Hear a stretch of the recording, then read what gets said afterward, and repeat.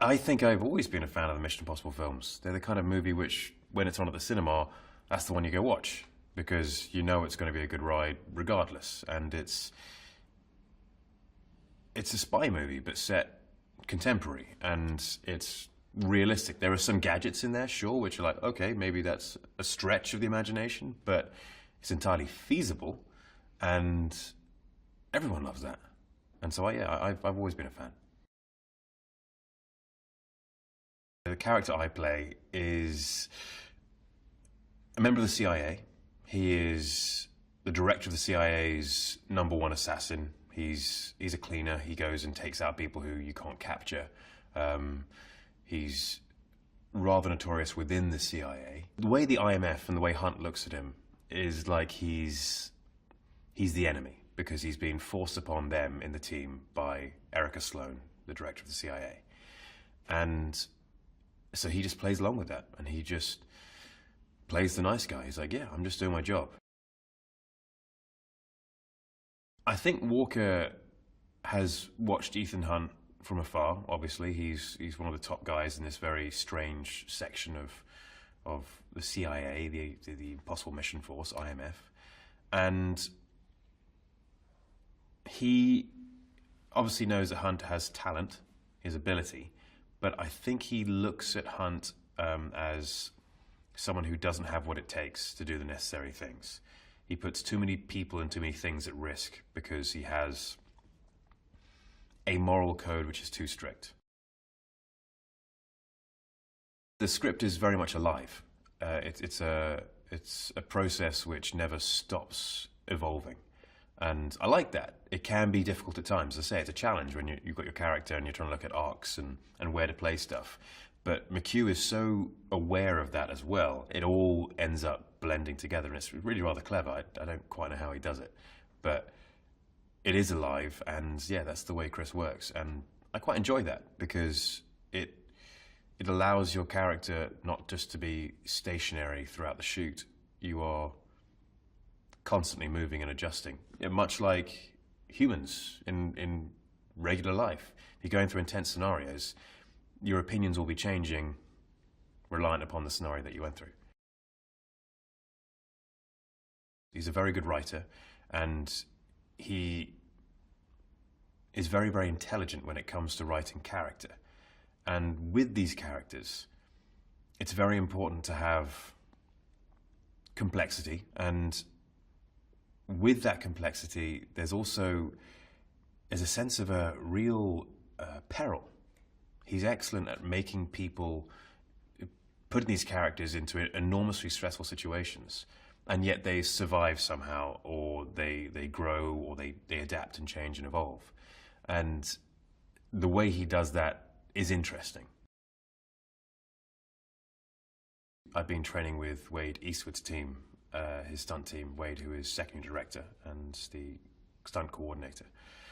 And they are an excellent team, very, very talented bunch. I've made friends with a lot of them throughout the process, and it's been doing a lot of fight stuff with them.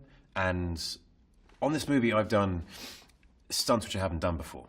And so they've been training me and teaching me about the basics of each stunt. I mean, I've done fight stuff before, I've done light stunt stuff before, but this is definitely more involved. In previous movies, it's been on a green screen, and you've been hanging on a wire on a green screen, which is one thing, but when you're hanging off, I don't know, a 1,900-foot cliff on a wire, it's a little different. It feels different. If you're hanging out of a helicopter in New Zealand in the winter for an hour and a half each time, it's different rather than just doing it on a stage. It's real. It's at least partially real. And the danger's real, and the danger's there. The mission's famous for the actors doing their stunts. They let me do it, and I've loved it.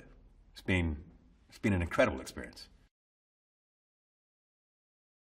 The one which really sticks in my head a lot, just because it was quite grueling over the 2 weeks, was the helicopter in New Zealand.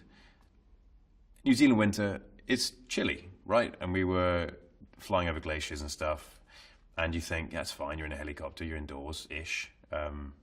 But my doors were open on my helicopter, and I'm leaning out of them most of the time.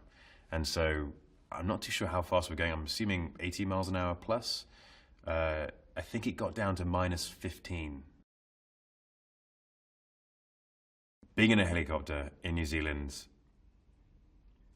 over mountains and glaciers and flying through canyons, while being chased by another helicopter, which is, I don't know, 20 feet away, or chasing another helicopter and firing a machine gun out the doors was, it's like every boy's dream. You're like, yeah, I want to grow up and pretend to be G.I. Joe, basically. Tom is flying his own helo, and it is amazing what he does. Like, the training he's gone through to fly a helicopter has been extensive, and he's doing serious, serious stunts. In that moment, I forgot how cold I was because of how beautiful it was.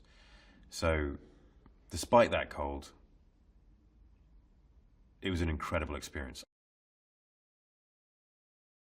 One of the stunts I did, which sticks in my mind, was Pulpit Rock in Norway, which is about 1,800 feet. The weird thing about that, you're standing up there and you realize how high it is. And then you're being backed off, you're walking off the cliff backwards because it's like abseiling. And it's so high and so sheer that it doesn't look real. I think it looks a bit like a painting from up there. So it didn't feel quite as bad until you're hanging down there while they're discussing the shot and the wind starts to pick up and you feel yourself just blowing side to side. You're like, I really hope this stuff holds. I trust you, Wade. And that was good fun. I loved that. As far as Walker's fight style is concerned, we wanted to make Walker different from Hunt. He's a trained assassin. He knows how to fight. His strengths lie more in brutality and a brawler style. It's more of a fight to kill, fight to completely disable so you can kill. Performing stunts with Tom Cruise, he's obviously very experienced with stunts, and I mean, aside from just performing stunts with Tom Cruise, which is pretty cool. It's a cool thing to be able to say.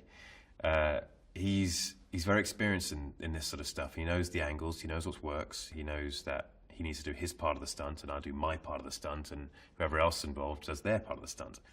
And from that, you end up with a winning formula. There's a connection between Tom and McHugh because they understand each other. They understand the same process. They are both working towards the same goal, which is a great story. And there's no ego involved. It's just making entertainment for an audience. And they've worked together before, and they both have particular styles. And so they've become accustomed to those styles. They can ultimately agree on something and produce a great piece from it. It's been a real journey, and what I like the most about this is that despite the long hours and the hard work, everyone has kept a wonderful personality about it. It's amazing to see. It's great to be a part of, and I think this is going to be the best one yet. I look forward to watching the movie myself.